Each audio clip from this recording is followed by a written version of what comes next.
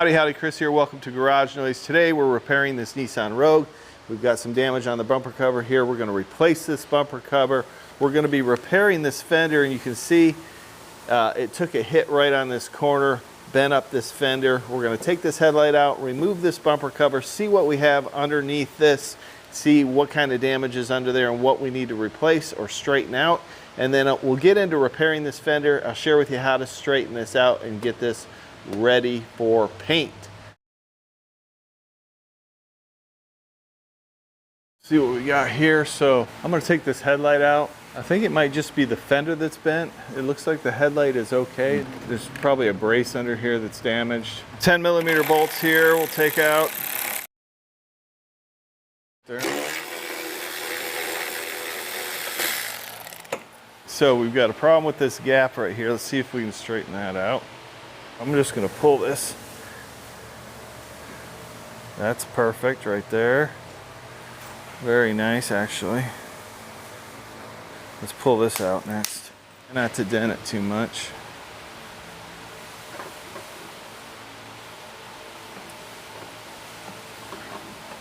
So what I want to do is pull this as I tap down this crown. Now this contour right there needs to remain there, but there is a high area right here, right around here.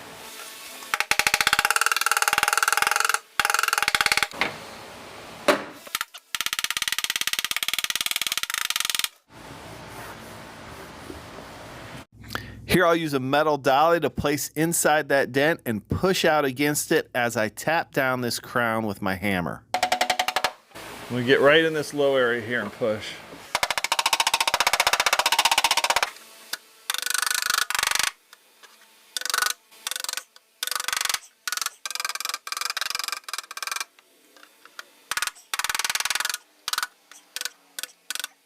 See how this headlight fits. This needs to come up a little bit, but that looks much better. Fit this up there and see how it looks. The headlight fits pretty good, but right here you can see there's a gap between the headlight and the fender. We need to correct that, so we'll pull the headlight back out and adjust that. So just by pulling that metal out a little bit, we were able to straighten that gap there between the headlight and the fender, and now we're ready to fit the bumper up. Make sure the bumper fits properly.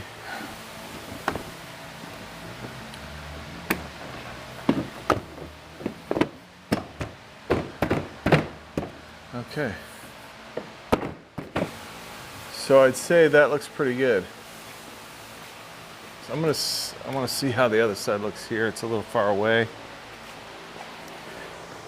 But that one's got a gap there as well. I think this bracket's bent right here. So we're gonna bend this. Just wanting to bend this metal a little bit right there. There we go. And that's pretty much perfect there. All right, I think we're ready for some body work. There we go, that's perfect.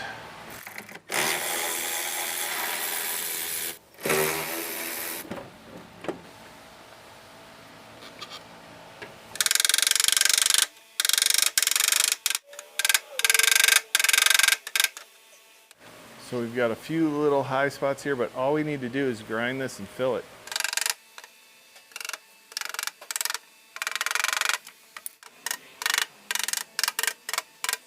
I'm putting this dolly on the low areas and then flattening out the metal around it, okay?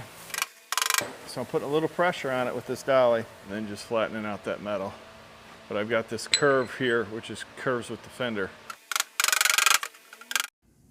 Okay, so now we're ready for some body filler. So in order to lay some body filler, we want to sand this down to bare metal in this situation. So I've got my angle grinder here, and we're just going to remove the paint with an 80 grit roll-lock disc. Just sand that off, get it prepped and ready for some body filler.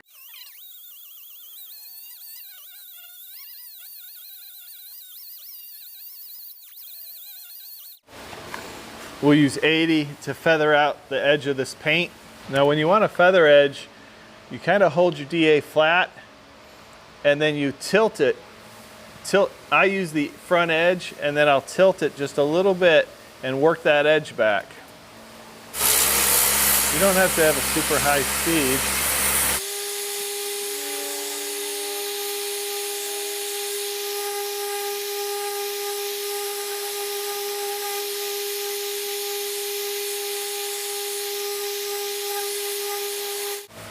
I'm gonna keep this body line sharp by taping it off.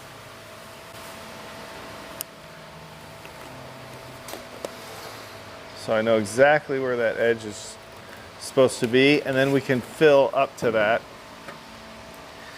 Now we're going to apply a skim coat of filler over this,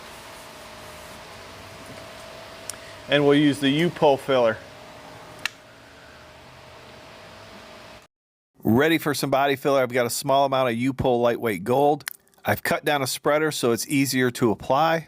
Now I like to apply my filler over the edge of the paint. I'll talk about why I like to do that when we primer this fender. Fold this in till it's all one uniform color. So what I do is I fold it in, press it out on the board, press out any air. You don't want to introduce any extra air, so avoid just stirring it, because that's going to introduce air and cause pinholes, which creates a problem, and you're going to have to fill those, and it just takes more time to get it right. So mix it in. I'm pressing it out, pressing out the air.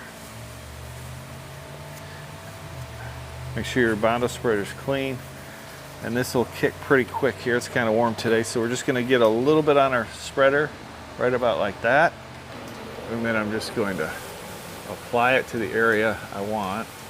I'll apply it first, and then we'll spread it out.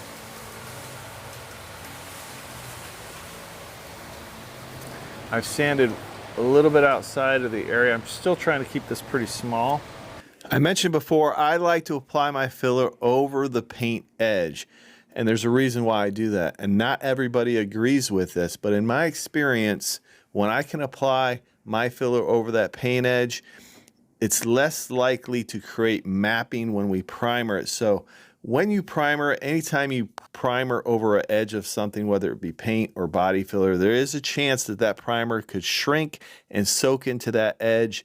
And then as it shrinks after you paint it, it continues to shrink, and you can see that paint edge, okay? And that's called mapping. So I like to apply my filler over that edge just so there's one less chance that it's going to create mapping. So now we just have the body filler edge rather than a paint edge and a body filler edge, okay? Now, the manufacturer states that you can apply body filler over properly sanded primer. We sanded this with 80 grit sandpaper, so it has been properly sanded. We'll let that cure, and then we'll block sand that smooth. The next step in this process is we're going to block sand this repair with 80 grit sandpaper. We want to make sure all our body lines are correct. And then I'll talk about how to use polyester glazing putty and what it's for. And then we'll get into how to mix and apply primer. All that in the next episode. If you found this video helpful, subscribe to the channel and give me that big thumbs up.